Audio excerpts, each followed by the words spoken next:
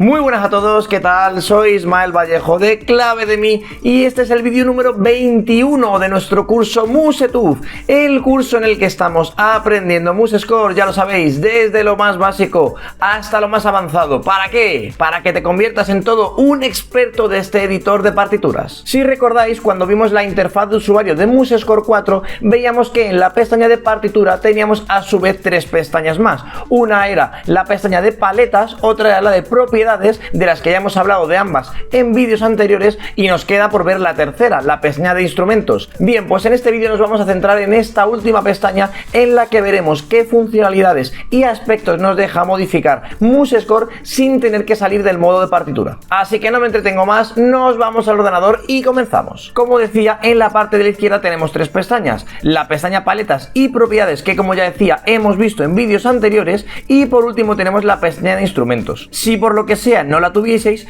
podéis mostrarla y ocultarla desde ver, instrumentos o mediante el atajo de teclado F7. Como veis, podemos ocultarla y mostrarla. Si os fijáis, en esta pestaña nos aparece una fila por cada uno de los instrumentos que tengamos en nuestra partitura. Es verdad que en este caso solo tenemos uno y por defecto nos pone el piano, pero ahora añadiremos algunos más y veréis cómo aquí se vayan añadiendo. Para añadir un instrumento nuevo podemos hacerlo desde el botón de añadir o con el atajo de teclado I. No voy a centrarme mucho en este punto porque esto ya lo vimos en el vídeo de configuración de la partitura. Simplemente voy a agregar algún instrumento más para luego trabajar con ellos. Por ejemplo, voy a añadir la trompeta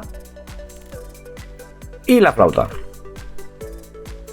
Si ahora damos a aceptar, vemos cómo se nos actualiza la partitura y también se nos actualiza la pestaña de instrumentos. Una vez que ya tenemos localizado dónde aparecen los instrumentos, vamos a ver cómo podemos cambiar el orden. Y es que si por ejemplo hago clic sobre flauta, vemos que nos aparece aquí una flecha que nos permite empujar la flauta hacia la parte inferior o hacia la parte superior. Igualmente, la forma que yo utilizo es simplemente pulsar sobre el instrumento y sin soltar, vemos que de la misma forma podemos moverlo hacia la zona que queramos. Igualmente, en la parte de la derecha vemos un iconito de una papelera que nos permite eliminar el instrumento que no deseemos. De todas formas, en vez de la papelera, si os fijáis, también tenemos el icono de un ojito. Este icono nos permite ocultar el instrumento que queramos. Por ejemplo, puedo ocultar el piano y automáticamente se me queda solo la trompeta, o igualmente puedo volver a mostrar el piano y ocultar la trompeta. Es verdad que nos desaparece el nombre, pero eso es porque cuando solo hay un instrumento no se muestra por defecto. Y digo esto porque a lo mejor preferimos ocultarlo que no tener que eliminarlo, por si en el futuro queremos recuperarlo. Si lo tenemos oculto, ni se mostrará ni se reproducirá. Por cierto, alguna vez me habéis preguntado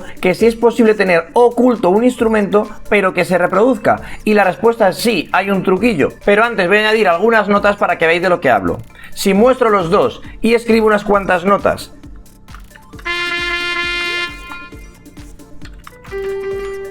y ahora reproducimos,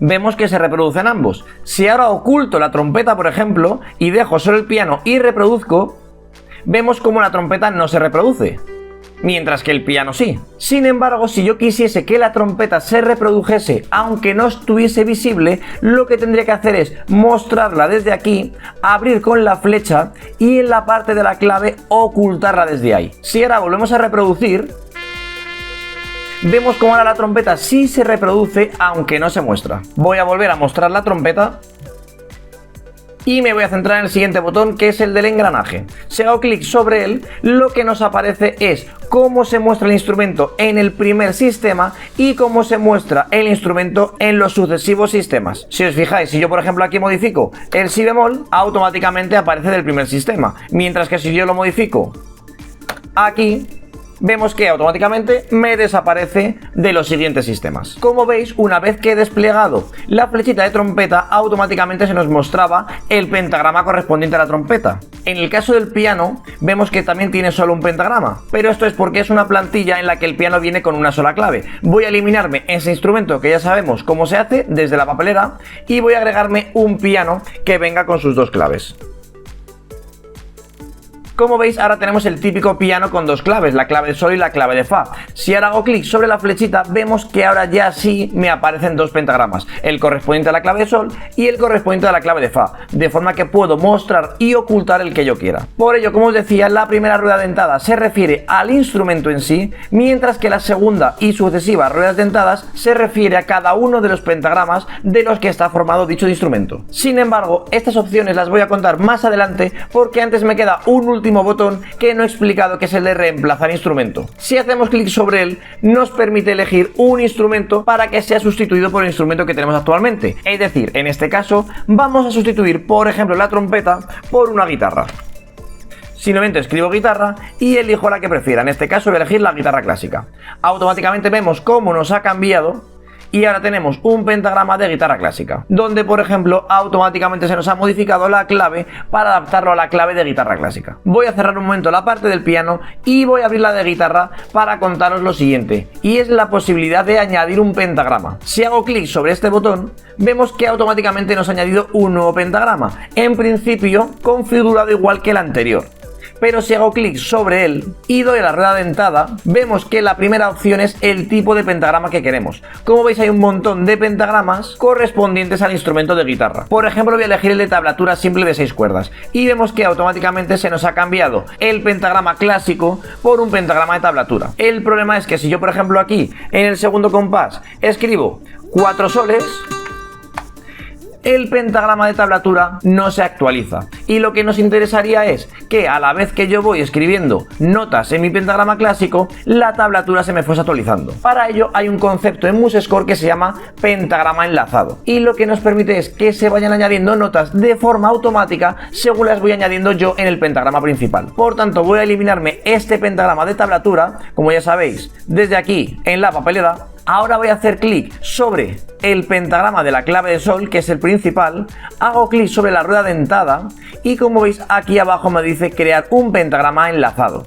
Si hago clic sobre él, vemos que automáticamente me crea un pentagrama que se llama enlace y si os fijáis tiene exactamente las mismas notas que el de arriba. De forma que si yo aquí, por ejemplo, este sol lo subo a un la, el de abajo hace exactamente lo mismo. Ahora simplemente lo que tendría que hacer si quisiese la tablatura es venirme al nuevo pentagrama, hacer clic sobre la rueda dentada y en tipo de pentagrama elegir la tablatura simple de 6 cuerdas. Automáticamente vemos cómo ahora se nos ha colocado la tablatura y directamente se nos ha rellenado con las mismas notas del pentagrama principal. Yo ahora mismo podría aquí ir añadiendo notas y veríamos cómo automáticamente se nos va rellenando. Y ya para finalizar, las dos últimas opciones que nos quedaban eran la de pentagrama pequeño, que como veis simplemente nos reduce el tamaño. Esto nos viene muy bien. Por ejemplo, imaginaos que nosotros somos el guitarrista y estamos en una audición y en esa audición hay un piano acompañante, pues simplemente podríamos dejar el pentagrama de piano como pequeño y de esa forma tenerlo como referencia al acompañamiento que vamos a tener. Por último, la última opción que nos queda por ver es, si volvemos a la rueda dentada, esta última opción, que es la que dice ocultar todos los compases que no contengan notación, que como su propio nombre indica, lo que hace es que nos oculta todos los compases que no tienen ningún tipo de nota. Esto podríamos hacerlo para todos aquellos que no quisiésemos mostrar. De todas las formas, es una opción que yo no recomiendo, pero que sepáis que existe por si vosotros queréis activarla en algún momento determinado.